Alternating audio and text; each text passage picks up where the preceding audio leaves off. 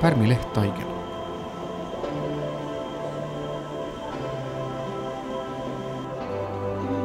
Jahu, sool, suhkur, muna ja vees lahustatud pärm tõstetakse taignasegajasse ning segatakse nii kaua, kuni tekib sitke taigen, mis lööb nõu seina küljest lahti.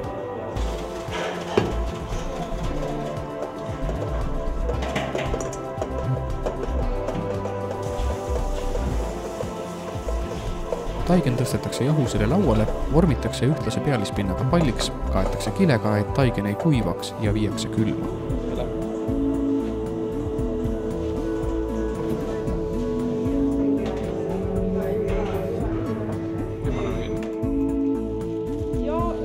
Kihitusmargariin asetatakse küpsetuspaberi vahele ja põrutatakse õhemaks.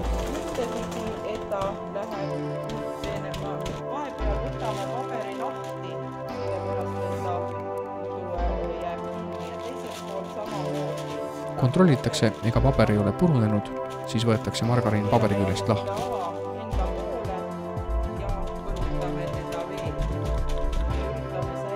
Põrutatakse veel kord ja seejärel rullitakse. Margariini servad lõigatakse sirgeks, ära lõigatud margariin tõstetakse rullitud margariini peale.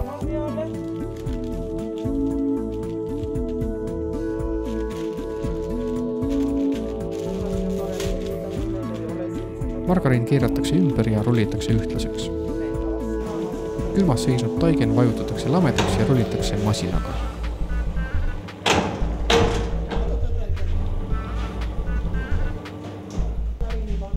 Rullitud taignale tõstetakse lahti rullitud margariin.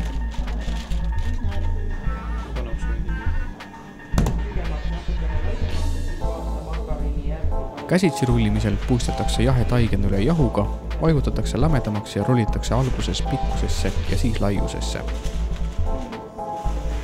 Rullitud taigen vormitakse käega ristküliku kujuliseks. Lahti rullitud margariinilt eemaldatakse paber ja margariin tõstetakse taigna keskele.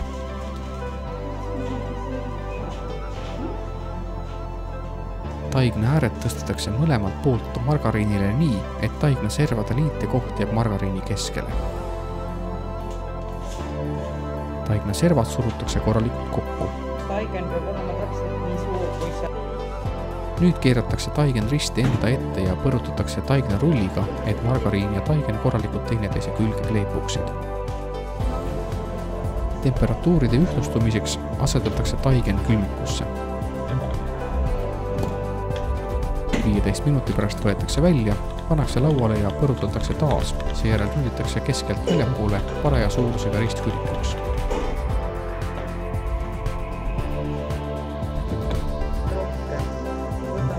Taigen jagatakse mõtteliselt kolmeks ja tõstetakse mõlemalt poolt topelt kokku. Seda nimetatakse kihitamiseks.